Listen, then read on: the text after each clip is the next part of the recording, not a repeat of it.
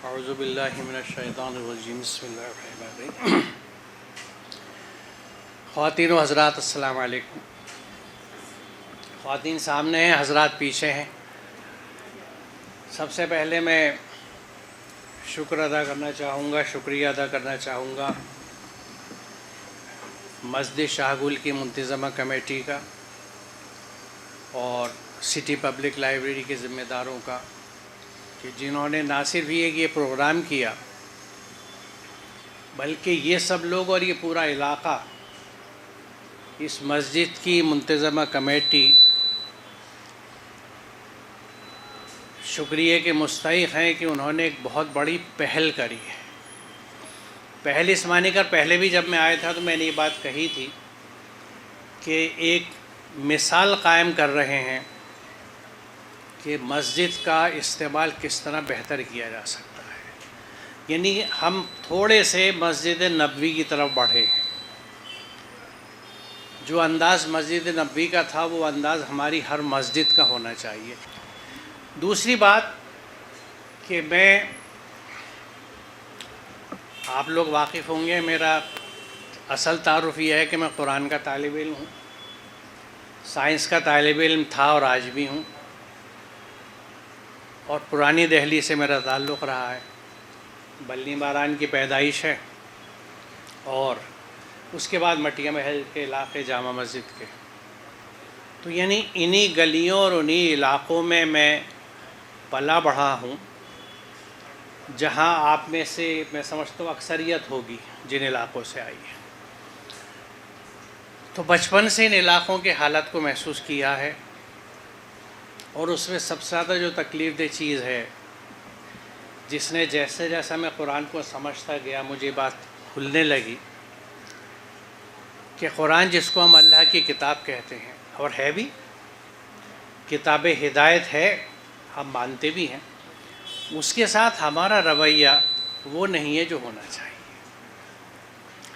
آج کا جو میرا یہ پریزنٹیشن ہے، اس میں خاص طور سے قرآن کریم کی وہ آیتیں آپ کے سامنے رکھوں گا جس میں قرآن خود اپنا تعارف کرا رہا ہے، اپنا مقصد بتا رہا ہے، کیونکہ اس سے زیادہ کھول کے کوئی اور چیز میں نہیں رکھ سکتا، کوئی نہیں رکھ سکتا۔ اور یہ دکھانے کی اور بتانے کی نوبت یوں آئی ہے کہ ہمارے 99% گھروں میں قرآن بند ہے، جزدان میں لپٹا ہوا اوپر رکھا ہوا ہے، بہت احتیاط سے کہ اس کی بے حرمتی نہ ہو، سب سے اوپر رکھتے ہیں، اور اس قرآن کے اوپر کوئی چیزیں نہیں رکھتے۔ میرے تھپڑ پڑے امی کے، کچھ اوپر رکھ دیا تو اس وقت تو مجھے پتہ نہیں تھا کہ یہ احتیاط ہوتی ہے، لیکن وہ تھپڑ یاد ہے اس لیے اب احتیاط یاد ہے۔ لیکن اسی احتیاط نے سوچنے مجبور کیا کہ یہ اتنی عظیم کتاب ہے تو اس کو ہم پڑھتے کیوں نہیں؟ اور پھر ظاہر ہے اگلا سوال آتا ہے کہ پڑھتے ہیں تو سمجھتے کیوں نہیں؟ بہرحال میں مزید وقت نہیں لوں گا کیونکہ مغرب سے پہلے مجھے اپنی بات کو ختم کرنا ہے۔ پہلی آیت، اور ہم نے یہ کتاب نازل کی ہے برکت والی، پس اس کی اتباع یعنی پیروی کرو، یعنی تقوی اختیار کرو تاکہ تم پر رحم کیا جائے۔ 4 پوائنٹ ہیں اس آیت میں۔ ہم نے یہ کتاب نازل کی ہے برکت والی۔ برکت کسے کہتے ہیں؟ برکت کہتے ہیں وہ چیز، وہ نظام، وہ طریقہ جس میں کبھی بڑھوار کی کمی نہ ہو، رکاوٹ نہ ہو، تنگی نہ ہو، اس سے فیض ہمیشہ حاصل ہوتا رہے۔ تو یہ کتاب برکت والی ہے کیونکہ اس میں جو تعلیم ہے، اس میں جو طریقے ہیں، اس میں جو ہدایت ہے، اس پہ عمل کر کے ہمیشہ برکتیں ساتھ ہیں، کبھی کمی نہیں ہے، کبھی قلت نہیں ہے، کبھی تنگی نہیں ہے، نہ ہاتھ تنگ ہے نہ دامن تنگ ہے۔ دوسری چیز، اس کی اتباع یعنی پیروی کرو، یعنی اس پہ عمل کرو، اس کو فالو کرو، یعنی تقوی اختیار کرو۔ تقوی کے معنی ہیں اللہ نے جو کہا ہے اس پہ عمل کرنا اور جس چیز سے منع کیا ہے اس کو نہ کرنا، یعنی اللہ کی ہدایت کی 100% پابندی، اس کو تقوی کہا جاتا ہے۔ تو اس کی پیروی کرو، یعنی اس پہ کہنے پہ عمل کرو تاکہ تقوی اختیار کر لو، اور اس کے بعد سب سے اہم بات ہے تاکہ تم پر رحم کیا جائے۔ ہم تو دعا مانگتے ہیں یا اللہ رحم، پریشانیوں میں چیختے ہیں یا ارحم الراحمین رحم۔ اب آپ گھر میں بھوک سے بلبلاتے ہوئے پہنچے، اماں جان نے کھانا دسترخوان پہ لگا دیا، اماں بھوک، اماں بھوک، اماں بھوک، لیکن ہاتھ اٹھا کے کھانا کھا نہیں رہا جو بھوک مٹے، تو وہ بھوک دور ہو جائے گی کیا؟ نعرے لگاتے رہی یا ارحم الراحمین یا ارحم الراحمین۔ اگر جواب دینے کا سلسلہ ہوتا تو وہ کہتا کہ رحم کیسے ہوگا، لکھا ہوا ہے اس کتاب میں پڑھ لو۔ تقوی نہیں تو رحم نہیں، قرآن پہ عمل نہیں تو تقوی نہیں، قرآن پہ عمل تو تقوی، تقوی تو رحم۔ کیا اس میں کوئی بات ٹیڑھی یا پیچیدہ ہے؟ سیدھی سادی سی بات، چیزیں جڑی ہوئی ہیں۔ قرآن کا حکم یہ ہے کہ جب قرآن پڑھا جائے تو دھیان سے سنا جائے۔ اب جب تک جماعت کی نمازیں لاؤڈ اسپیکروں پہ ہو رہی ہیں، کوئی یہ نہیں کہتا کہ یہ قرآن جو لاؤڈ اسپیکر پہ سنا رہے ہو، جو نہیں سن رہا گناہ گار ہو رہا ہے، اور تمہیں کس نے یہ حق دے دیا؟ ثواب بٹورنے کے لیے آ جاتے ہیں محفل میں کہ قرآن کی بات ہو رہی ہے، ثواب ملے گا، باتیں بھی ہو رہی ہیں، خیریت بھی ہو رہی ہیں، پر کٹی پارٹی نہیں ہو رہی، یہ کمی رہ گئی ہے۔ معاف کیجیے گا لیکن سخت کلامی کے لیے مجبور ہوں۔ جو حالت ہے قرآن کے ساتھ ہماری، وہ کیا کہہ رہا ہے کہ یہ نازل کیا ہے تاکہ اس پہ عمل کرو، اس کے ہر حکم پہ عمل کرو، تاکہ تقوی پہ آ جاؤ، تاکہ تم پہ رحم کیا جائے۔ یعنی رحم اللہ کا اس وقت تک نہیں آئے گا، رحم نہیں آئے گا تو رحمت بھی نہیں آئے گی جب تک ہم قرآن پہ عمل نہیں کرتے۔ قرآن پہ عمل بنا سمجھے نہیں کیا جا سکتا۔ میں یا کوئی بھی قرآن کے بارے میں کتنا بتا دے گا؟ نہیں بتا سکتے۔ 6600 سے زیادہ آیتوں کو کوئی نہیں سمجھا سکتا، ہر جگہ ہدایت ہے۔ جن کو ہم قصے کہانی کہہ دیتے ہیں کہ جنگ بدر کا واقعہ ہے، وہاں بھی ہدایت ہے۔ تو ہدایت ہی ہدایت ہے۔ چلیے، اے نبی، ہم نے سب انسانوں کے لیے کتاب حق، کتاب برحق تم پر نازل کر دی ہے۔ اب جو سیدھا راستہ اختیار کرے گا اپنے لیے کرے گا، جو بھٹکے گا اس کے بھٹکنے کا وبال اسی پر ہوگا، تم ان کے ذمہ دار نہیں ہو۔ یعنی کوئی بھی جو اللہ کا پیغام لے کے جائے، رسول سے لے کے بات تک، اس پہ ذمہ داری نہیں ہے۔ رسول کی ذمہ داری کیا ہے؟ کہ وہ بات پہنچا دے۔ اب اللہ نے چھوڑ دیا کہ ہدایت لوگے تو تمہارا فائدہ ہے، بھٹکو گے تو کوئی بات نہیں، خود بھٹکو گے۔ کوئی دباؤ نہیں ہے قرآن میں، اسلام میں، نہ جبر ہے، صرف آپ کے اوپر چھوڑ دیا گیا بھی دیکھو یہ حق ہے، تمہیں عقل دے دی اللہ نے، اور وہ خالق سے معلوم ہے عقل کتنی ہے، تم چاہو تو سمجھ سکتے ہو، اور سمجھ لو تو پھر راستے پہ آ سکتے ہو۔ دوسری اہم بات یہ ہے کہ ہم نے سب انسانوں کے لیے کتاب برحق، کتاب برحق ہے یعنی حق ہے، اس میں کوئی چیز غلط نہیں ہے، کوئی جھوٹ نہیں ہے، اور حق وہ ہوتا ہے جو اپنے آپ کھل کے سامنے آ جاتا ہے۔ آپ رات کے 2 بجے کہنے لگے صبح ہو گئی، کوئی نہیں مانے گا، کیونکہ روشنی نہیں آئی۔ روشنی آ گئی، حق ہو گیا، سورج نکل آیا، تو حق خود ظاہر ہو جاتا ہے۔ قرآن کی تعلیمات، قرآن کے احکامات جب زندگی کے عمل میں آتے ہیں تو خود ظاہر ہو جاتے ہیں۔ اس کا سب سے بڑا اظہار ہم رسول اکرم صلی اللہ علیہ وسلم کی زندگی میں دیکھتے ہیں کہ کیا شخصیت وجود میں آئی، کیونکہ آپ 100% قرآن پہ چلنے والے تھے۔ یہ آگے ایک آیت ہے، میں اس کی مدد سے یہ بات کہوں گا، کیونکہ میں ایک بات آپ سے عرض کر دوں کہ میں کوئی بات قرآن سے ہٹ کے نہیں کہتا، اس لیے آیتیں سامنے رکھتا ہوں۔ پہلے میری کوئی حیثیت نہیں ہے، میری کوئی ہمت نہیں ہے، طالب علم ہوں، کتاب سامنے رکھ دیتا ہوں صرف یاد دہانی کے لیے، اور میں کوئی جملہ نہیں بول رہا۔ آپ میں سے سبھی لوگ مجھ سے زیادہ صلاحیتیں اور سمجھ رکھتے ہیں، کیونکہ آپ لوگ گھر چلا رہے ہیں، جو نہیں چلا رہے کل چلائیں گے۔ آسان نہیں ہوتا گھر چلانا، میں نہیں چلا سکتا، اس لیے مجھ سے زیادہ صلاحیتیں ہیں۔ مجھ سے زیادہ بہتر ہیں، صرف یہ ہے کہ اس صلاحیت کو رخ کیا دیں، اس کو رخ دینے کی بات ہے کہ ڈائریکشن کیا دیا جائے۔ تو یہ ایسا نہیں ہے کہ تو یہ کتابی ہدایت جو ہے یہ سب انسانوں کے لیے ہے، برحق ہے، اور اللہ تعالیٰ نے کوئی لگی لپٹی نہیں رکھی کہ جو اس پہ عمل کرے گا فائدہ اٹھائے گا، اور جو نہ کرے تو نہ کرے، اپنے بابال خود بھگتے گا، اور رسول ان کے ذمہ دار نہیں ہے۔ رسول سے بھی کہہ دیا تم ذمہ دار نہیں ہو۔ جب قرآن یہاں بار بار یہ بات کہہ رہا ہے کہ تم ان کے ذمہ دار نہیں ہو کہ یہ عمل کریں نہ کریں، تو اس رسول کو ہم یہ ذمہ داری دے دیں گے کہ آپ شفاعت کرا دینا قیامت میں؟ سوچ لیجئے، کامن سینس کی بات ہے۔ ویسے تو جگہ جگہ قرآن میں یہ آیات بھی ہیں۔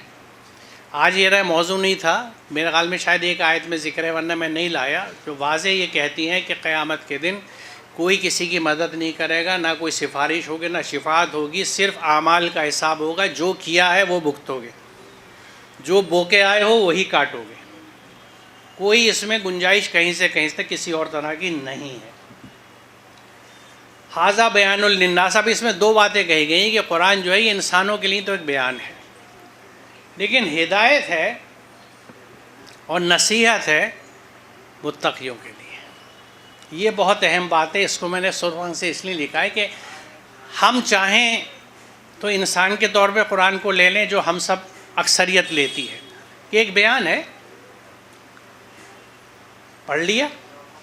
ناظرہ جب ہم پڑھتے ہیں تو ایک ٹیکسٹ ہے جو ہم نے پڑھ لی، چونکہ اس سے ہدایت نہیں لینی اس لیے سمجھتے بھی نہیں، بلکہ بچے کو بھی بچپن سے الٹے راستے پہ ڈال دیتے ہیں کہ یہ ایک بیان ہے، ایک اسٹیٹمنٹ ہے، ایک کتاب ہے، پڑھ لو، قاف کو لام سے ملا، اوپر پیش لگا، قل ہو گیا۔ اس طرح آپ نے نورانی قاعدے سے شروع کیا، یہ سرنل قرآن سے پڑھا دیا قاعدہ، قرآن پڑھ گیا، شروع کرتے وقت مٹھائی بٹ گئی یا جشن ہو گیا، جب ختم ہو گیا تو ختم قرآن کا اخبار میں فوٹو چھپ گئے کہ 6 سال یہ بچے نے قرآن ختم کر لیا۔ اچھی بات ہے، لیکن ہدایت اور نصیحت متقین کے لیے ہے، یعنی قرآن پہ اگر آپ عمل کریں گے جب ہدایت ملے گی، عمل نہیں کرتے تو ہدایت نہیں ہے قرآن سے۔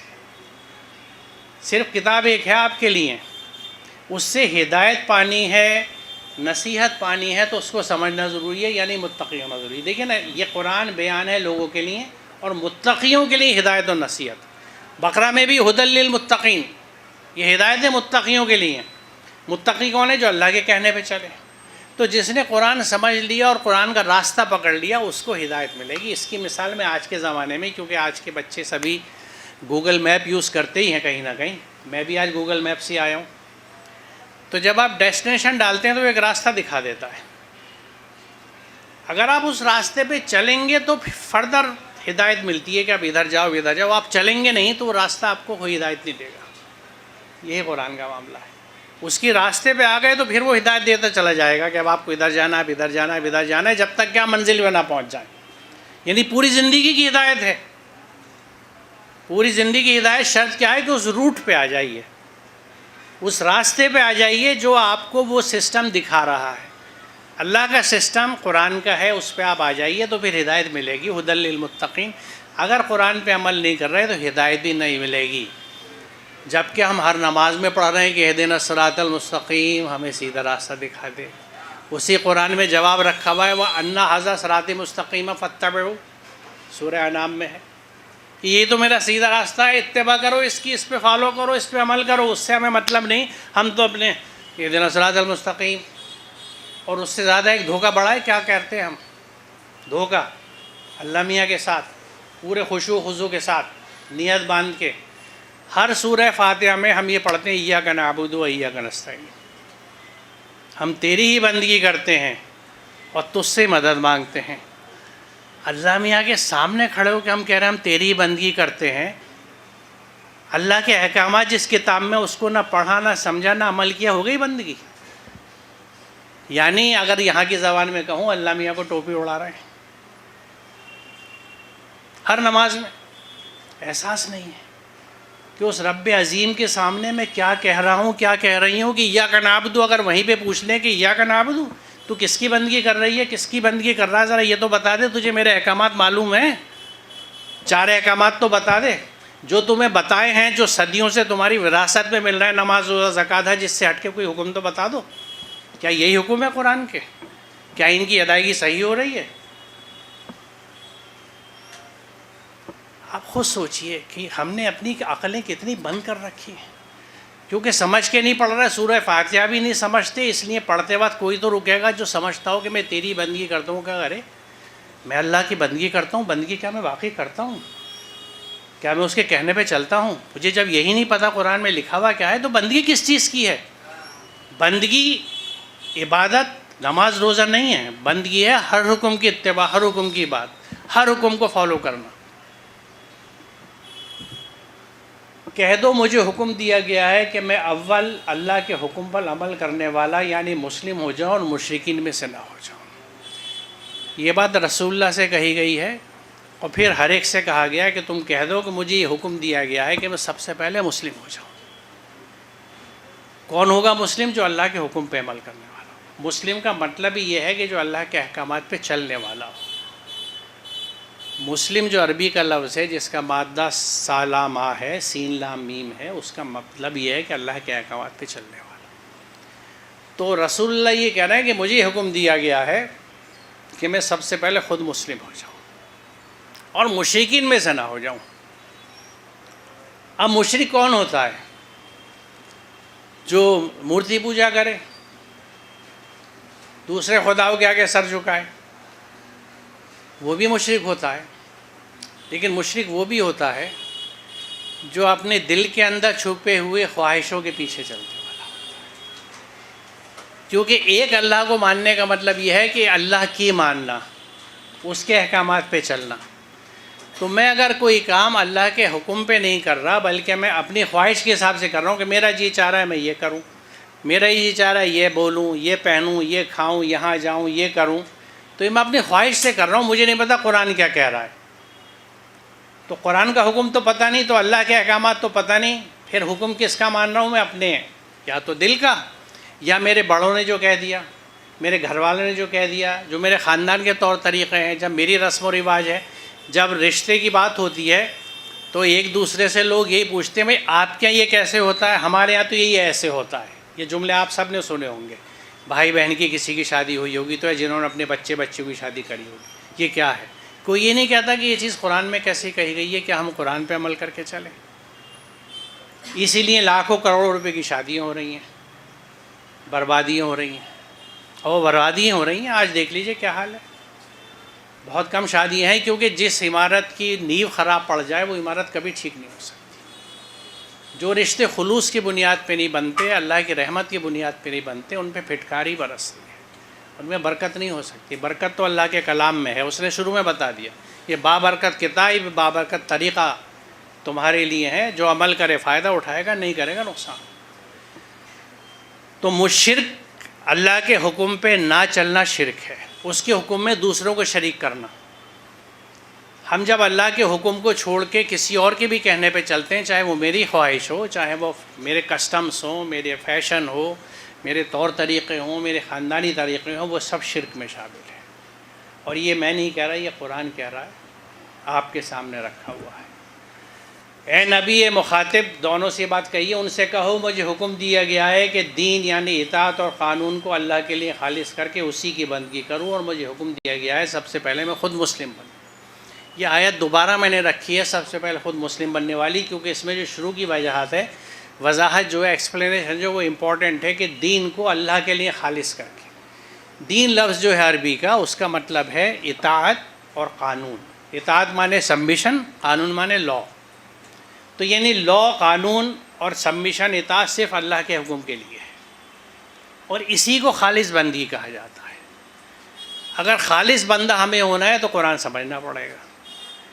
دیکھیے ہر آیت یہ بتا رہی ہے کہ قرآن کو سمجھنا ضروری ہے، اور قرآن کو سمجھنا محض ترجمہ پڑھنا نہیں ہوتا. ترجمہ پڑھنے سے بات نہیں بنے گی. آپ کو جس طرح کورس کی کتاب پڑھی جاتی ہے، ٹیکسٹ بک پڑھی جاتی ہے، اس طرح قرآن پڑھنا ہے. کیسے؟ نوٹس بنانے ہیں. قرآن میں جو آیت آپ کو لگے کہ یہ مجھے آگے بھی ضرورت پڑ سکتی ہے ریفرنس کے لیے یا سمجھنے کے لیے، کسی کو سمجھانے کے لیے، اس کو ایک کاپی میں لکھ لیجئے حوالے کے ساتھ کہ بقرہ 6 میں یہ بات کہی گئی تھی. اس طرح نوٹس ہم بناتے ہیں نا. دوسرے ایک لازمی چیز ہے، میں ہر جگہ کہتا ہوں، یہاں اسی موقع پہ کہہ دوں کہ قرآن کی ہر سورہ کو جب آپ پڑھیں تو اس کے ڈوز اینڈ ڈونٹس کی لسٹ ضرور بنائیے. یعنی ایک رجسٹر آپ کے پاس ہو، بقرہ آپ پڑھ رہے ہیں تو جہاں جس چیز کے کرنے کا حکم ہے اسے ایک سائڈ پہ لکھیے رجسٹر کے حوالے کے ساتھ، یہ آیت ہے، یہ کرنے کا حکم ہے، اس کا حوالہ. جس چیز سے منع کیا گیا ہے وہ دوسرے پیج پہ لکھ لیجئے حوالے کے ساتھ. تو یہ ڈوز ہو گئے یا ڈونٹس ہو گئے، کیا کرنا ہے کیا نہیں کرنا. یہ پوری بقرہ کی لسٹ آپ نے تیار کر لی 2-4 پیج میں رجسٹر کے جتنے بھی آئے، اور اس کو دہراتے رہیے اور عمل کرتے رہیے تاکہ آپ کو یہ پتہ رہے کہ مجھ کو کیا کرنے کا حکم ہے اور کس چیز سے منع کیا گیا ہے. سارے قرآن کو اس انداز سے جب آپ پڑھ لیں ایک دفعہ، ایک ورد پورا ہو جائے گا تو آپ دیکھیں گے کہ بہت کچھ صحت صاف ہو گیا. اس کے بعد پھر دوبارہ دہرانا اسی انداز سے شروع کر دیجیے. ایک رمضان سے شروع کیجئے، پورے سال میں اس طرح سے مکمل کیجئے، دوسرے رمضان میں دہرانا شروع کر دیجئے. یہ ہوگا قرآن کے ساتھ حق ادا، کیونکہ میں اس کو سمجھنے کی کوشش کر رہا ہوں. کیوں سمجھنا چاہ رہا ہوں؟ تاکہ زندگی میں جس وقت بھی میرے سامنے کوئی مسئلہ آئے، روزمرہ کی زندگی میں، صبح سے اٹھ کے رات کے سوتے وقت تک اس کا فیصلہ میں قرآن کے حسن سے کروں. کیونکہ اتنا دہرانے کے بعد یہ چیز دماغ میں بیٹھ جاتی ہے کہ کس چیز کو کیسے کرنا ہے. کہاں اللہ نے منع کیا یاد آ جاتا ہے، آپ رک جاتے ہیں. کہاں کیا چیز کیسے کرنی ہے آپ چل پڑتے ہیں اس راستے پہ.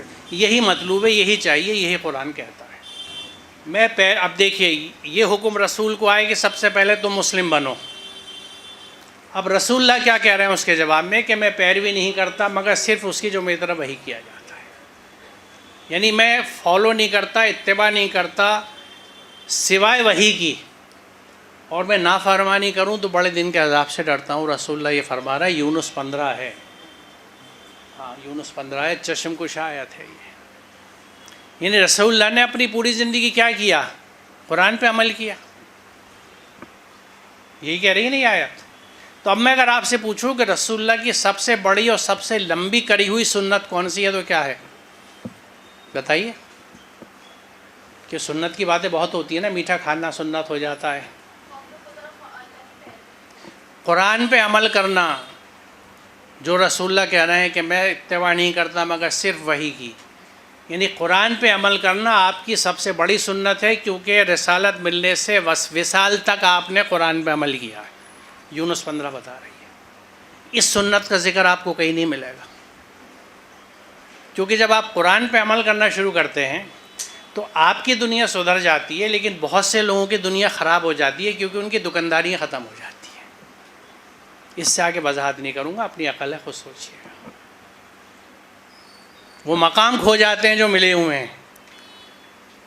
جب بندے اور اللہ کا رشتہ ڈائریکٹ ہو گیا تو پھر بیچ میں کوئی نہیں بچا. مجھے حیرت ہوتی ہے کتنی واضح آیت ہے یہ کہ رسول اللہ فرما رہے ہیں کہ میں اتباع نہیں کرتا مگر صرف وحی کی، اور میں نافرمانی کروں تو بڑے دن کے عذاب سے ڈرتا ہوں. ہم نافرمانی کرتے ہوں بڑے دن کے عذاب سے نہیں ڈرتے. وجہ کیا ہے؟ کیونکہ ہمیں نہیں پتہ ہم نافرمانی کری کب. کیونکہ جب فرمان نہیں پتہ تو نافرمانی کیسے پتہ ہوگی؟ جب اللہ کا حکم نہیں پتہ تو اس حکم سے بھٹکنے کا کب پتہ ہوگا؟ جب آپ کو حد معلوم ہے، ایک باؤنڈری کھینچی ہوئی ہے کہ اس سے نکلے تو پتہ لگا حد سے نکل گئے. جب قرآن کو ہی نہیں سمجھا، اس کے احکامات ہی نہیں پتہ، تو میرے لیے تو فرمان نافرمان سب برابر ہے. لیکن قرآن کیا کہہ رہا ہے دیکھ لیجئے. ابھی اسی عظیم ہستی کو ہم پورے ڈراموں کے ساتھ سیلیبریٹ کر کے بیٹھے 12 ربیع الاول کو، اور اب نیا جوش چل رہا ہے آئی لو محمد. واہ، کیا ہی عاشقان کا کام ہے کہ کتاب بند پڑی ہے کوئی مطلب نہیں، وہ یہ کہہ رہے ہیں میں نے قرآن کے علاوہ کسی کی اتباع نہیں کری، اور آپ فساد پھیلا رہے ہیں. اللہ تعالیٰ مفسدین کو پسند نہیں کرتا، آپ غلو کر رہے ہیں. قرآن یہ کہہ رہا ہے کہ جو مومن ہے، جو انہیں سب سے زیادہ محبت اللہ سے ہوتی ہے. اشدو کا لفظ ہے کہ سب سے شدید محبت مومنین کو اللہ سے ہوتی ہے، ہر محبت اس کے بعد ہے. تو یہ نعرہ کہیں غلط تو نہیں لگ رہا؟ کیا رسول کی محبت اللہ کی محبت سے اوپر ہو سکتی ہے؟ اور نہیں ہو سکتی تو اس کا اعلان تو کر دو. اور اعلانوں سے کیا ہوتا ہے؟ عمل کیا ہے؟ عمل تو آس پاس بھی نہیں ہے. اللہ کے احکامات کا عمل آج دیگر اقوام کرتی دکھتی ہیں، ہم نہیں دکھتے. ان تک جیسے بھی اللہ کے احکامات پہنچے ان کی کتابوں سے یا جہاں سے آئے، لیکن وہ عمل کرتے دکھتے ہیں، ہمارے یہاں نہیں دکھتے۔ تو یہ یاد رکھیے گا کہ رسول اللہ نے تمام زندگی صرف قرآن کی اتباع کری ہے، قرآن پہ عمل کیا ہے۔ اگر ہم قرآن پہ عمل نہیں کر رہے تو یہ تکذیب سنت بھی ہے، توہین بھی سنت ہے، قرآن کی بھی تکذیب ہے، تکذیب ہی تکذیب ہے۔ اور اس کے بعد ہاں اللہ سے امید لگاتے ہیں کہ تیری رحمت کیوں نہیں آ رہی، ہماری دعائیں قبول کیوں نہیں ہو رہی۔ ہم جو بو کے آ رہے ہیں وہی کاٹ رہے ہیں، جو اعمال کیے ہیں وہی سامنے آ رہے ہیں۔ اکراس دی گلوب، پوری دنیا میں جو کچھ ہو رہا ہے ہمارے اعمال کا نتیجہ ہے، کیونکہ قرآن یہی کہتا ہے، وہ کسی پہ ظلم نہیں کرتا، وہ بے انتہا رحم کرتا ہے اپنے بندوں پہ۔ قرآن میں یہ آیت ہے جو یہ بتاتی ہے کہ تمہیں جو کچھ بھلا و فائدہ ہوتا ہے وہ میری رحمت کی وجہ سے ہوتا ہے، اور جو تمہیں نقصان ہوتا ہے وہ تمہاری اپنی نافرمانیوں کی وجہ سے ہوتا ہے۔ یہ نقصان جان میں بھی، مال میں بھی، ہر طرح سے، دکھ، بیماری، پریشانی، الجھنیں، چوری، ڈکیتی، خطرے، سب چیزیں یہ وارننگس ہوتی ہیں اللہ کی کہ اعمال سنبھال لو۔ کس کا حق مار لیا، کس کے ساتھ زیادتی کر لی، کس کا دل دکھا دیا، کس بہو پہ ظلم کر دیا، کس بہو نے ساس کے ساتھ رویے خراب کر دیے، نن سے خراب ہو گئی، جیٹھانی خطا ہو گئی، دیورانی سے خراب ہو گئی، کیوں؟ خیر، اب دیکھیے، بس آپ وہ مضبوطی سے تھام لیں جو آپ کی طرف وحی کیا گیا ہے۔ کیا وحی کیا گیا؟ قرآن، رسول سے، اور اس کے بعد ہر ایک سے جو یہ قرآن پڑھتے کہا جا رہا ہے آپ اسے مضبوطی سے تھام لیجئے۔ بے شک آپ سیدھے راستے پر ہیں۔ ہم دعا مانگتے ہیں نا، اہدنا الصراط المستقیم، ہمیں سیدھا راستہ دکھا دے۔ انعام کو تو میں نے ریفرنس آپ کو دیا تھا کہ انا ھذا صراطی مستقیم فاتبعوہ، یہ میرا سیدھا راستہ ہے، اس کی اتباع کرو۔ یہاں کہا جا رہا ہے آپ سیدھے راستے پر ہیں، انہیں قرآن کو مضبوطی سے پکڑے رہیے، قرآن کا راستہ ہی سیدھا راستہ ہے۔ اور بے شک یہ قرآن ایک یاد دہانی ہے آپ کے لیے اور آپ کی قوم کے لیے، اور عنقریب تم سب سے پوچھا جائے گا، عنقریب تم سب سے پوچھا جائے گا۔ کیا سین ہے اس آیت کا، بتائیے، رونگٹے کھڑے ہوتے ہیں۔ کیا پوچھا جائے گا؟ کہ ناظرہ پڑھا، بیٹے کو حفظ کرا لیا کہ 10 کو بخشوا دے گا؟ کہیں لکھا ہے قرآن میں؟ تم اپنے اعمال پہ بخشے جاؤ گے یا جہنم رسید ہو گے، حفظ کتوں کو کرا دیا کوئی فرق نہیں پڑ رہا۔ جس نے حفظ کیا اس سے سوال ہوگا کہ تو نے حفظ کر لیا، سمجھا بھی کچھ عمل بھی کیا، اس کا کردار بھی دکھا، ساری حرکتیں وہی رہیں جو سماج میں ہو رہی ہیں چاروں طرف۔ اور جیسے رمضان آئے آپ کھڑے ہو گئے قرآن سنانے کے لیے، بہت اچھی بات ہے، لیکن ذرا سوچ تو لیجئے کہ کتنی بڑی جسارت ہے کہ جس قرآن کو میں حفظ کیے ہوں، یاد کیے ہوں، میں اس پہ عمل نہیں کر رہا۔ اس سے بڑی بغاوت ہے کچھ؟ اگر سوچو تو اس رخ سے بھی تو سوچ سکتے ہیں نا، لیکن ہم حفظ کیوں کرا دیتے کہ 10 کو بخشوائے گا، تو ہم اب ریلیکس ہو گئے، اب کرو کچھ بھی، جس کے مال مارنے، جس کے حق مارنے، جس کو گالی کوسے دینے، برے کرنے، زمین دباؤ، قبضے کرو، دکانیں دباؤ، لوٹو مارو، دھوکے دھمل کے مال بیچو، ملاوٹیں کرو، دھندے الٹے کر لو، بیٹا حافظ بخشوا لے گا۔ دن دور نہیں ہے، تھوڑے دن کی بات ہے، دودھ کا دودھ، پانی کا پانی الگ ہو جائے گا۔ تو یاد رکھیے گا عنقریب تم سب سے پوچھا جائے گا۔ اور ہم نے تمہاری طرف کتاب نازل کی ہے تاکہ لوگوں کے لیے واضح کر دو، یعنی کھول کر بیان کر دو جو ان کی طرف نازل کیا گیا، تاکہ وہ غور و فکر کریں۔ یہ آیت میں نے اس لیے چنی ہے کہ رسول اللہ سے کہا جا رہا ہے کہ تمہاری طرف یہ کتاب نازل کی ہے تاکہ لوگوں کو سمجھا کے بیان کر دو، تاکہ واضح کر دو۔ اس کے بعد لوگوں سے کیا کہا جا رہا ہے؟ تاکہ وہ غور و فکر کریں۔ اب یہاں نقطہ سمجھنے کا یہ ہے کہ رسول نے جب اللہ کے احکامات کو بیان کر دیا، کھول کے واضح کر دیا، تو جو ہمارے ہاں طریقہ ہے رسول کی ذات سے منسوب کر کے، تو یہ ہوتا رسول نے اس بات کی وضاحت کر دی، اب ختم، بس اس سے آگے کچھ نہیں۔ قرآن کیا کہہ رہا ہے؟ تاکہ تم غور و فکر کرو، یعنی رسول نے بھی جو بات سمجھا دی اس پہ ہر شخص غور و فکر کرے اپنے طور سے۔ آپ اندازہ لگائیے اس سے زیادہ لبرل سسٹم کوئی ہو سکتا ہے؟ لیکن یہ حق سسٹم ہے۔ اس کی وجہ کیا ہے؟ رسول اللہ نے جو چیز اپنے زمانے سمجھائی وہ 1400 سال پرانی ہو گئی۔ یہ تو ہر دور میں غور و فکر کی کتاب ہے، تو رسول کی سمجھائی ہوئی چیز کو ہم وہ پکڑ کے بیٹھ جاتے تو پھر آج کیا ہوتا؟ آپ وہ سوچیے۔ قرآن کا حکم ہے قل سیروا فی الارض، زمین پہ چلو پھرو، دیکھو جن لوگوں نے دین کو جھٹلایا ان کا کیا حشر ہوا۔ تو جب اللہ کا یہ حکم آیا کہ زمین میں چلو پھرو، تو آپ کے زمانے میں جو گھوڑے اور اونٹ تھے اس پہ چلے پھرے اور دیکھا۔ اگر ہم اس کی انٹرپریٹیشن کو اسی طرح مان لیں تو آج بھی ہم گھوڑے اور اونٹ پہ چلیں گے نا۔ ہم حکم کو دیکھتے ہیں آیت کی کہ زمین میں چلو پھرو، تو جو تمہارے پاس بہترین ذرائع ہیں ان کی مدد سے چلو پھرو۔ آج آپ گاڑی سے چلیے، ٹرین سے چلیے، جہاز سے چلیے، یعنی اللہ کے حکم کو ہر وقت، ہر دور، ہر علم اور سائنس کی مدد سے سمجھا جائے گا۔ اس دور کی جو چیزیں ہیں اس کے حساب سے قرآن کو سمجھا جائے گا۔ اس لیے رسول کی سمجھائی ہوئی چیز حرف آخر نہیں ہے۔ یہ اہم باتیں ہیں سمجھنے کی۔ دیکھیے اس آیت کو دیکھیے، ہم نے تمہاری طرف کتاب نازل کی ہے، کسی طرف رسول کی طرف، تاکہ لوگوں کے لیے واضح کر دو، یعنی کھول کر بیان کر دو۔ رسول نے کھول کر بیان کر دی۔ اللہ تعالیٰ یہ بھی تو کہہ سکتا بس تم اب اسی پہ عمل کرنا، یہ نہیں کہا۔ کیا کہا گیا؟ تاکہ وہ غور و فکر کریں، یعنی ہر پڑھنے والا جس زمانے میں پڑھے اس پہ غور و فکر کرے۔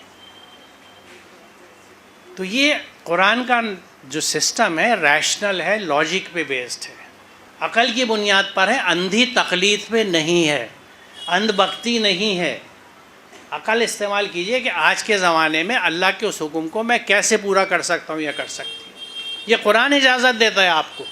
کوئی آپ سے کہے کہ رسول اللہ نے جو بات کہہ دی وہ بات آخری ہو گئی، نہیں ہو گئی آخری۔ یہ رکھ دیجئے سامنے، آپ کون سی آیت ہے یہ؟ نحل 44، نحل 84، کہ نحل 84 پہ غور کر لیں۔ یہ ایک بڑی برکت والی کتاب ہے، ہم نے تمہاری طرف نازل کی ہے تاکہ لوگ اس کی آیت پر غور کریں اور اپنے عقل و فکر استعمال کرنے والے اس سے سبق لیں۔ برکت کو میں سمجھا چکا، برکت والی کتاب سے کیا مطلب ہے۔ یہاں پھر یہ حکم دیا جا رہا ہے کہ یہ ہم نے نازل کی ہے تاکہ لوگ اس پہ غور و فکر کریں اور عقل مند سے سبق لیں۔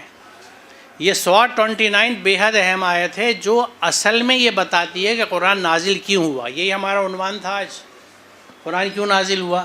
قرآن خود بتا رہا ہے کیوں نازل ہوا، کیوں نازل ہوا، کہ لوگ اس پہ غور و فکر کریں۔ اب دیکھیے اللہ تعالیٰ یہ کہہ رہا ہے کہ ہم نے قرآن نازل کیا ہے تاکہ لوگ اس پہ غور و فکر کریں۔ ہم تو سمجھ کے بھی نہیں پڑھتے، غور و فکر کہاں سے ہوگا؟ یعنی کھلی جسارت ہے اللہ کے احکامات سے بغاوت۔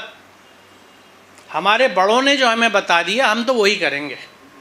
یہی رسول اللہ کے زمانے میں لوگ کہتے تھے۔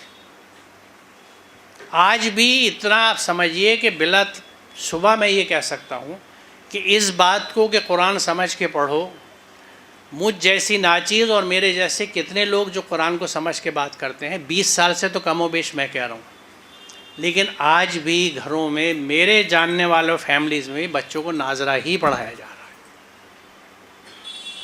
تو کیا اثر ہو رہا ہے؟ وجہ کیا ہے کہ جو بڑوں نے بٹھا دیا نا، بخشش، رحمت، مغفرت اس کے دامن میں، اس کے سائے میں نکل جائیں گے، اس بھروسے میں بیٹھیں۔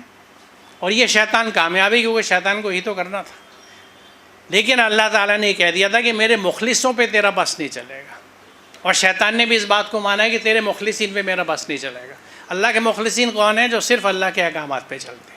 جو رسول اللہ نے کیا آپ مخلصین میں تھے، number 1، best of the followers. کوئی اثر نہیں ہوا۔ تو جو اللہ کے احکامات پہ چلتا ہے شیطان کا اثر اس پہ نہیں ہو سکتا۔ جس نے اللہ کا رنگ رنگ لیا، صبغۃ اللہ، اللہ کے رنگ میں جو رنگ ہے اس پہ کوئی رنگ نہیں چڑھتا۔ اور جب تک اللہ کے رنگ میں نہیں آتے ہر رنگ چڑھتا ہے۔ ہر چھینٹ نظر آتی ہے، ہر چھینٹ کو ایکسیپٹ کر لیتے ہیں، ہر چیز کرتے رہتے ہیں۔ کیوں؟ وہ نقطہ نواز ہے، غفور الرحیم ہے، بخش دے گا۔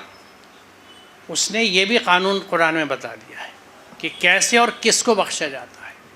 نادانی سے کوئی غلطی ہو گئی اور فوراً توبہ کر لی اور اپنی اصلاح کر لی، تابو واصلحوا، توبہ کری، اصلاح کری اور پھر وہ نہیں کیا تو بخشش ہے۔ غلطی کرتے رہے، معافی مانگتے رہے، حتیٰ کہ موت کا وقت آ گیا، کوئی معافی نہیں ہے، کیونکہ اصلاح کا وقت ختم ہو چکا، عمل کا وقت ختم ہو گیا۔ جب موت آ چکی تو عمل ختم۔ تو پھر کیونکہ معافی بنا اصلاح کے بیکار ہے۔ اگر اصلاح کے بنا معافی ہو جاتی تو ہم لوگوں کو پھر یہاں نیچے زمین پہ اتارا نہ جاتا، کیونکہ آدم نے تو وہیں معافی مانگ لی تھی غلطی کرنے کے بعد جنت میں۔ اللہ تعالیٰ نے معاف کیا لیکن دنیا میں بھیج دیا کہ اب اس کا آپ کو اپنی اصلاح کر کے اس اپنے نفس کو جس نے آپ بغاوت کر لی ہے دنیا میں رہ کے اس نفس کو ٹرین کر لو، دبا دو، صرف اللہ کے احکامات چلنے والا نفس بنا دو۔ آگے اس بات کو کروں گا، یہ بہت اہم نقطہ ہے جو ہمارے ذہن میں رہے تو شاید بات صاف ہوتی ہے۔ جب ابراہیم کے رب نے اس سے کہا تابع یعنی احکامات پر عمل کرنے والے ہو جاؤ، تو اس نے کہا میں جہانوں کے رب کا تابع ہوں۔ اللہ کے رب نے جب کہا اسلم، قالوا اسلمت لرب العالمین، تو یہ معاملہ اسلم کا ہے، یعنی اپنی پوری ہستی اللہ کی اطاعت میں دے دینا۔ اسلم اور مسلم ایک ہی چیز ہے، مسلم ہونے کے لیے اسلم ہونا پڑتا ہے، یعنی اللہ کے احکامات پہ عمل کر کے مسلم ہوتے ہیں، اور اللہ تعالیٰ کے احکامات پہ عمل کرنے کا جو پروسیس ہے وہ اسلم کہلاتا ہے۔ حضرت ابراہیم سے جب اللہ نے کہا کہ اسلم یعنی اللہ کے تابع، یعنی اپنی پوری ہستی اللہ کی اطاعت میں دے دو، یہ زمین پہ سجدہ کرنے کا سوال نہیں ہے کہ ہم نے اللہ کے آگے سر جھکا دیا، سر تسلیم خم کر دیا، جو جملے بولے جاتے ہیں ادب میں۔ سر تسلیم کہاں سے خم ہو گیا؟ دل میں تو وہی اینٹھن ہے، وہی گھمنڈ ہے، خود غرضی ہے، کبر ہے، نفرت ہے، کینہ ہے، غصہ ہے، بغض ہے، حسد ہے، جلن ہے، نیم اینی تھنگ، نیگیٹیوٹی بھری پڑی ہے کہاں اللہ کی رحمت اور اللہ کا حکم؟ دیکھیے جو مسلم ہوتا ہے وہ تو ایک ایسی نرم شخصیت اور ایسی ہستی ہوتی ہے جس کے ہاتھ سے اللہ ہر ایک کے لیے فیض جاری ہے، وہ کسی مذہب کا ہو، کسی دھرم کا ہو، ضرورت مند ہے میں اس کے پاس کھڑا ہوں اس کی مدد کے لیے، دوسروں کے لیے کروں گا، دوسروں کے لیے سوچوں گا، اپنے لیے کچھ نہیں سوچوں گا۔ مجھے دیکھیے قرآن میں دینے کی جگہ جگہ جگہ ذکر ہے، ایتاء ذی القربیٰ بھی کہا گیا ہے، مسکینوں کو دو، بے سہاراؤں کو دو، دینے کے بہت ذکر ہیں، لینے کا کہیں ذکر نہیں ہے سوائے سورہ فاتحہ کے، جس کو ہم بنا سمجھے پڑھ لیتے کہ ایاک نستعین، تیرے ہی سے استعانت ہے، مدد تیرے سے، تیرے ہی سے لیں گے۔ ہم نے یہ عہد کر لیا اللہ سے کہ لیں گے، ہم تجھ سے لیں گے، دیں گے سب کو۔ قرآن سمجھاتے کس کس کو دینا ہے، جو مسلم ہے وہ ہر ایک کو دے گا، جو مسلم نہیں ہے وہ سب سمیٹ کے اپنے پاس رکھے گا۔ پراپرٹیز، زیور، گہنے، گولڈ، سلور، کیا کیا کیا کیا گاڑی ہیں، کیا کیا کیا کیا کیا کیا۔ قرآن کہتا ہے کہ جہنم کی آگ جب ان سونے چاندی پہ دہکائی جائے گی اور ان لوگوں کی پیٹھیں اور کمرے اور پیشانیاں داغی جائے گی کہ یہ ہے وہ خزانے جو تم جمع کرتے تھے، لو اب ان کا مزہ چکھو۔ تو مال جمع کرنے والوں کے تعلق سے بہت باتیں ہیں، خیر تو یہاں یہ بات میں نے اس لیے بتائی کہ اتباع جو ہے پوری ہستی کی ہوتی ہے، صرف نماز ادا کرنے سے عبادت نہیں ہو جاتی، عبادت ہے پوری زندگی اللہ کے احکامات پہ چلنا 24/7۔ یہی بات ابراہیم اور یعقوب نے اپنے بیٹوں کو سمجھائی، اے بیٹو بے شک اللہ نے تمہارے لیے دین یعنی اسلام چن لیا، اس لیے تم اس وقت تک موت نہ آئے کہ تم مسلم ہو۔ اب پیچھے بھی رسول اللہ سے تھا کہ سب سے پہلے مسلم تو خود بنو، لیکن ایک بات میں نے وہاں نہیں کہی تھی، یہاں مجھے کہنی تھی۔ حضرت ابراہیم اور یعقوب علیہ السلام تو مسلمان تھے نا، کسی کو شک ہے کہ وہ غیر مسلم تھے؟ کیوں صاحب؟ مسلمان تھے نا۔ تو جو نبی وقت ہیں، پیغمبر ہیں اپنے وقت کے، وہ اپنی اولاد سے کہہ رہے ہیں کہ مسلم بنو، اور ایسا نہ ہو کہ موت آ جائے مسلم نہ ہو پاؤ۔ اللہ اکبر! ہمارے یہاں تو پیدائشی مسلمان ہوتے، محمد صلی اللہ علیہ وسلم پرویز ناطق دیا، کان میں اذان دے دی گئی، ختنہ کرا دی گئی، ہم ابا مسلمان ہیں، مسلمان ہو گئے، اب کیا کرنا ہے؟ مسلمان ہو گئے، امت محمدی ہو گئے، امت محمدی تو بخشے جائیں گے۔ یہاں پیغمبروں کے بچوں سے کہہ رہے ہیں وہ، کچھ لگتا ہے اٹپٹا؟ حقیقت کیا ہے اور کہانی کیا ہے؟ کہانی یہ پھیلائی شیاطین اور شیطانی کے گروپ نے، شیطانوں کے جو چیلے ہیں وہ یہ کہانیاں پھیلاتے ہیں۔ قرآن سے جڑنے والے یہ سمجھتے ہیں کہ مجھے موت نہ آ جائے کہ مسلم ہوں۔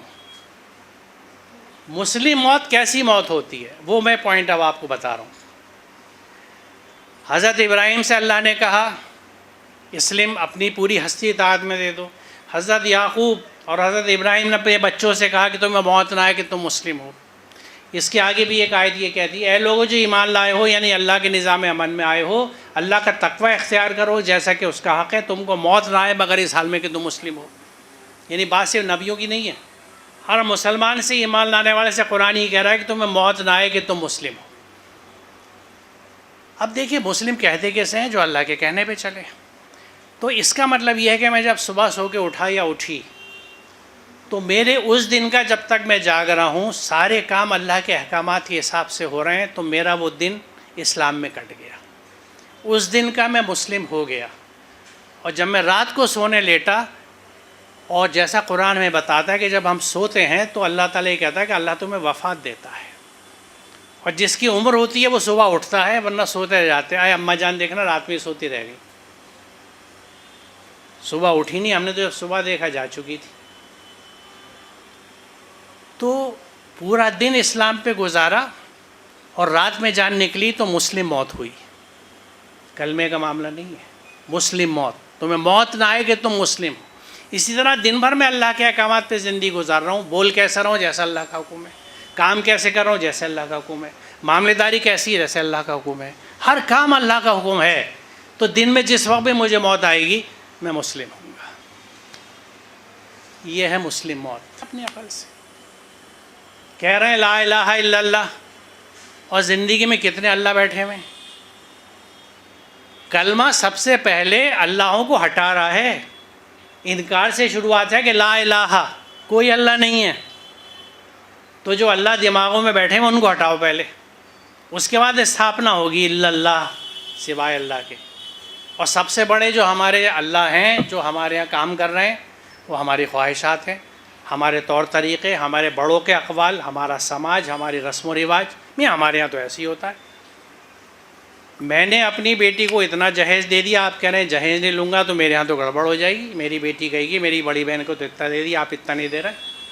یہ گھروں میں سنتا ہوں میں۔ ایک اللہ کا بندہ گھر میں پہنچ گیا کسی میں رشتہ لے کے، اور وہ کہہ رہا ہے بھائی میں اللہ کے احکامات پہ چلتا ہوں، مجھے اپنے بازو پہ یقین ہے، جو کماؤں گا تمہاری بیٹی کی جو خدمت کرتا ہے کروں گا، مجھے وہ چاہیے نہیں۔ میاں نہیں بھائی یہ کیسے ہو سکتا ہے؟ میاں سنا ہے میں نے، یہ پرانی دلی کا قصہ ہے۔ میاں بڑی بیٹی چھوٹی سے لڑ جائے گی، چھوٹی کہے گی بڑی بہن کو تو اتنا دیجیے، میں ہم تو دیں گے اتنا۔ اب بتائیے آپ کیا کریں گے؟ بڑوں نے جو کہہ دیا نہیں ہٹیں گے۔ قرآن اپنی جگہ ہے، جو بڑوں نے کہا ان کا اپنا درجہ ہے۔ اس شخص سے بہتر اور کس کا دین یعنی طریقِ زندگی ہو سکتا ہے جس نے اپنا منہ یعنی رخ اللہ کے لیے جھکا دیا، اور وہ محسن یعنی دوسروں کے ساتھ بھلائی کرنے والا ہے۔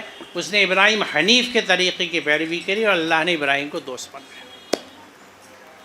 حضرت ابراہیم علیہ السلام کا قرآن میں اتنی محبت سے ذکر ہے کہ آپ یقین جانیں میرا دل کٹتا ہے کہ یا اللہ کیا ہستی تھی۔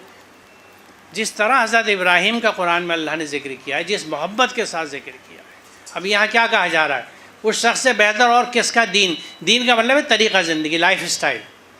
کیونکہ دین میں جیسے میں نے ابھی عرض کیا یہ عربی کا لفظ ہے، اس کے معنی میں قانون بھی اور اطاعت بھی ہے، یعنی قانون اور سبمیشن، یعنی قانون اس کا اور اسی کے قانون پہ چلنا۔ تو یہ اگر ہم پوری زندگی میں اپناتے ہیں یعنی مسلم ہو جاتے ہیں، اللہ کے احکامات پہ چل رہے ہوتے ہیں، تو یہ لائف اسٹائل کہلائے گا آج کی زبان میں کہوں تو۔ قرآن جو ہمیں لائف اسٹائل دیتا ہے وہ لائف اسٹائل ہے جس کو اللہ نے ہم سے کہا ہے۔ تو وہ بہتر دین ہے جو ابراہیم کے طریقے پہ چلا اور وہ محسن ہوا۔ اب یہاں اہم بات یہ ہے کہ جو اللہ کے احکامات میں اس نے پوری ہستی دے دی اور ابراہیم کے طریقے پہ چلا، تو ظاہر وہ احسان کرنے والا تو ہوگا ہی، کیونکہ احسان تو ایک بہت بڑا حکم ہے قرآن کا، ایک بہت بڑی عبادت ہے جسے ہم نہیں سمجھتے بدقسمتی سے۔ اس کے بعد بھی محسن کا لفظ الگ سے آیا ہے، یہ محسن کی اہمیت بتاتا ہے کہ اللہ کے احکامات پہ چلے، ابراہیم کے راستے پہ آ گئے، پھر مزید ایمفیسس کے لیے کہا اور وہ محسن ہے، ہمیشہ اچھا کرتا ہے، ہاتھ پیر سے، زبان سے، مال سے، اس کے ہاں کوئی برائی کسی کے لیے نہیں ہے۔ یہ اہمیت بتاتا ہے۔ اور احسان کو میں اتنی بڑی عبادت اس لیے کہتا ہوں کہ کوئی اور عبادت ایسی نہیں ہے جس کے لیے اللہ تعالیٰ یہ کہتا ہو کہ جو یہ کرے گا میں اس کا دوست ہو جاؤں گا، میں اس سے محبت کروں گا۔ ہم تو اس سے رضا مانگتے ہیں کہ تو ہم سے راضی ہو جا، وہ کہتا ہے میں تم سے محبت کروں گا۔ دوسری بات کیا کہ میری رحمت ہمیشہ تمہارے ساتھ رہے گی۔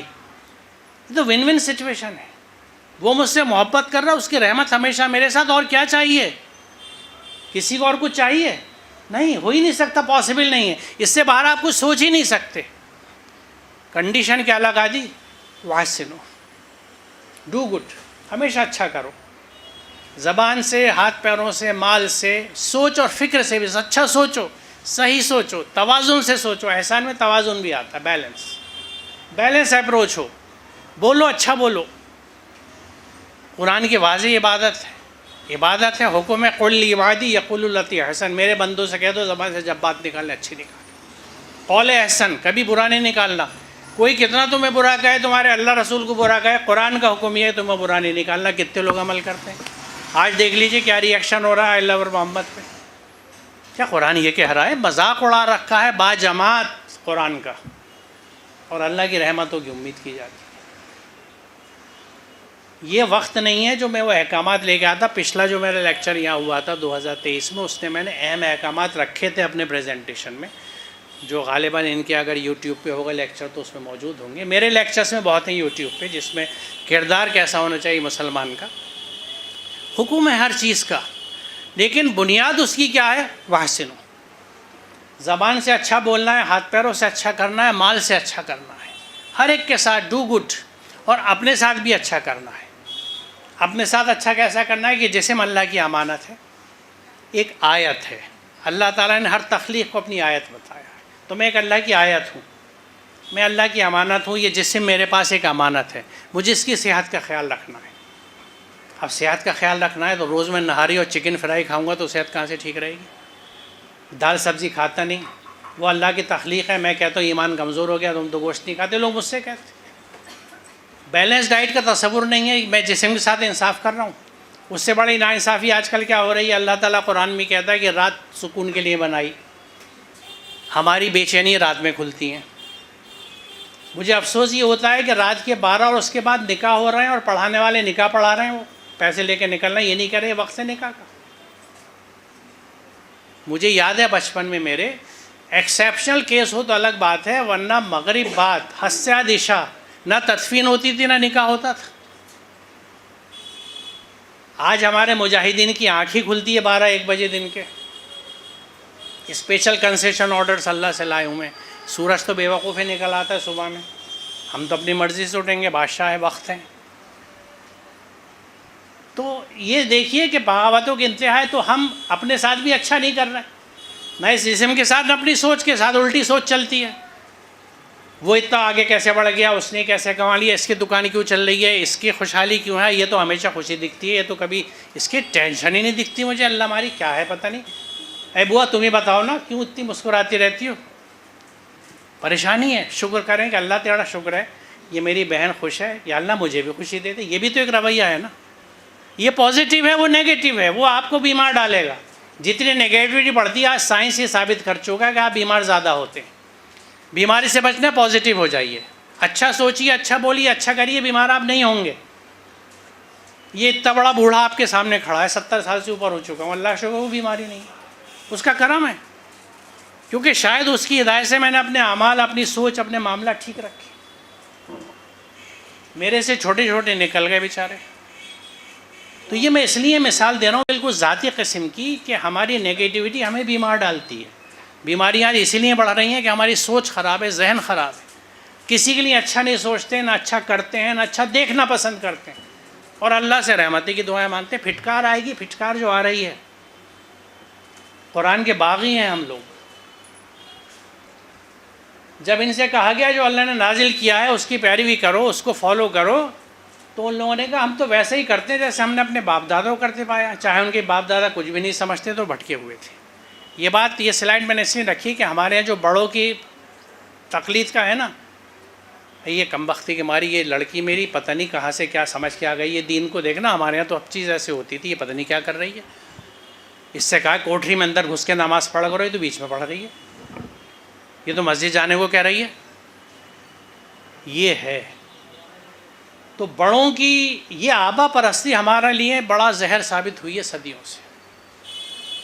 بڑے کی عزت اپنی جگہ، دیکھیے حضرت ابراہیم علیہ السلام نے اپنے والد کے ساتھ پوری عزت کری، جو ایک لڑکے کو کرنی چاہیے تھی، خدمت ہر طرح سے، لیکن ان کی بات نہیں مانی کہ نہیں رب تو میں اللہ کو ہی مانوں گا، دین کے معاملے میں کمپرومائز نہیں ہے، عزت پوری ہے۔ یہی ہمیں سکھاتا ہے یہ قرآن، کہ ماں باپ کی عزت اپنی جگہ، خدمت اپنی جگہ، لیکن اگر وہ دین سے ہٹانے والی بات کر رہا ہے، اور واقعی وہ ثبوت کیا ہوگا اس کا، ویریفائی کہاں سے کریں گے؟ قرآن سے۔ کسی بڑے کے یا کسی قول سے نہیں. اگر قرآن کے خلاف کسی چیز کو کرنے کا کوئی بڑا کہہ رہا ہے تو نہایت ادب سے ان سے کہیے میں معافی چاہتا ہوں. دیکھیے قرآن کی آیت کیا کہہ رہی ہے. آپ بھی پلیز ایسا مت کیجیے اماں جان, دیکھیے یہ قرآن منع کر رہا ہے, ورنہ پھر آپ کی مرضی, مجھے معاف کیجیے گا میں یہ نہیں کروں گی. یہ جائز بغاوت ہے, ہونی چاہیے. اگر آپ کو اپنی دنیا آخرت بچانی ہے, بندگی بڑوں کی نہیں ہے, ماں باپ کی نہیں ہے, سماج کی نہیں ہے, خاندان کے چودھریوں کی, بڑوں کی نہیں ہے, اللہ کی ہے, اس کے رسول کی ہے. جس نے یونس 15 میں یہ کہا کہ میں اتباع نہیں کرتا مگر صرف وہی کی. جب رسول اللہ نے پوری زندگی سے قرآن پہ عمل کیا تو ہم کیسے عاشقان رسول ہیں کہ قرآن پہ عمل نہیں کرتے ہیں؟ آپ بتائیے نا, خالی پیلی بات ہو رہی ہے نا. عاشقان رسول ہیں لیکن قرآن پہ عمل نہیں کر رہے, تو آپ کی سب سے بڑی سنت تو قرآن پہ عمل تھا جو آپ نے پوری عمر کیا. جس دن ان کے چہرے آگ میں الٹے پلٹے جائیں گے وہ کہیں گے کاش ہم نے اطاعت کی ہوتی اللہ کی اور اطاعت کی ہوتی رسول کی, اور وہ کہیں گے ہمارے رب بے شک ہم نے اطاعت اپنے سردار اور اپنے بڑوں کی تو انہوں نے ہمیں راستے سے بھٹکا دیا. یہ دوسرا رخ ہے بڑوں کی اتباع کرنے والوں کا. قرآن بتا رہا ہے کہ جب یہ آگ میں بھونے جائیں گے نا, جیسے سیخ پلٹی جاتی ہے نا آگ پہ, چہرے الٹٹ پلٹ کرے جائیں گے ان کے, تو کہیں گے کہ کاش ہم نے اللہ کی اطاعت کی ہوتی, اس کے کہنے پہ چلے ہوتے, اور اس کے کہنے پہ رسول چلے تھے, ان کے کہنے پہ چلے ہوتے, تو ہم نے تو بڑوں کی اطاعت کری تھی اور انہوں نے ہمیں بھٹکا دیا. تو یہ اس بات کا ثبوت ہے کہ اتباع صرف قرآن کی کرنی ہے, اتباع کسی اور چیز کی نہیں کرنی. میرے خیال میں جو میسج مجھے دینا تھا وہ پورا ہوا. ایک چیز آپ سے عرض کروں گا میں, جو جی ابھی اسی پہ آ رہا ہوں. ایک بات تو یہ کہ آپ لوگوں سے یہ بڑی مختصر سی ملاقات تھی, لیکن تفصیلی ملاقات میرے سے آپ کی یوٹیوب پہ ہو سکتی ہے. یوٹیوب چینل ہے میرا جس میں آپ کو اسی موضوعات پہ, یہ یوٹیوب ہے میری, محمد اسلم پرویز کے نام سے چینل ہے. اس میں آپ دیکھیں گے مختلف, یعنی پلے لسٹ اگر آپ دیکھیں یہاں پہ, یہ پلے لسٹ پہ آپ جائیں گے تو اس میں بہت ساری کیٹیگریز ہیں, جس میں میسیج, بیسکس آف اسلام وغیرہ وغیرہ. آخر میں دکھے گا آپ کو سمپلی قرآن, سب سے نیچے سمپلی قرآن آپ کھولیے تو اس میں یعنی ہم نے سورہ فاتحہ سے شروع کیا قرآن سمجھانا, اور اب ہم سورہ مائدہ پر ہیں, سوری مائدہ پر ہے, انعام پہ ہیں, مائدہ تک مکمل ہو گیا. 5 سال ہو گئے ماشاءاللہ اس پروگرام کو. اس میں جس طرح میں اس وقت سمجھا رہا ہوں, ہم 2 لوگ ہیں میرے ساتھ میں, قاری ہمارے طارق ندوی صاحب جو ندوے سے فارغ ہیں اور عربی کے پروفیسر ہیں. ہم دونوں بیٹھ کے ایک آیت پہ ڈسکس کرتے ہیں کہ کیا ہم سمجھ رہے ہیں. آج کے زمانے کے لیے, آج کے بچوں کے لیے یہ بہت اہم پروگرام ہے جس کو آپ سمجھ سکتے ہیں. مقصد صرف یہ ہے کہ لوگوں کو قرآن کی طرف لائے جائے, انہیں موٹیویٹ کیا جائے. دوسری بات یہ کہ ہر سال جو ہم قرآن کانفرنس کرتے ہیں وہ اس سال 30 نومبر کو ہوگی. 30 نومبر سنڈے ہے, ایوان غالب ماتا سندری لین پہ وہی جگہ ہے, وہیں ہوتی ہے. تو وہاں میری گزارش ہے, درخواست ہے کہ آپ سب لوگ آئیے, اپنے ساتھ اپنی فیملی کو بھی لائیے, بچوں کو مت لائیے گا. 12 سال سے چھوٹے بچے کو ہم الاؤ نہیں کرتے تاکہ وہاں ڈسٹربینس نہ ہو. صبح 10 بجے سے شام تک کا پروگرام چلتا ہے. اس ایک دن کے لیے ہمارے مہمان آپ ہوتے ہیں, آپ کا کھانا, چائے, پانی سب ہمارے ذمے ہوتا ہے. آپ کو کچھ لانے کی ضرورت نہیں ہے, لنچ باکس ساتھ میں, ہر چیز کا انتظام وہاں پہ ہوگا. صرف ضرورت ہے آپ کی شرکت کی. اور وہاں ایسے مقرر, ایسے اسپیکرس ہم لاتے ہیں جو قرآن کو اسی انداز سے سمجھا سکیں, اہمیت سمجھا سکیں, تاکہ ہم سمجھ سکیں قرآن کی اہمیت کیا ہے. اور بس میرے خیال میں اب سوال جواب کی تو وقت ہوگا نہیں شاید. جی بتائیں. وعلیکم السلام. Source of learning what?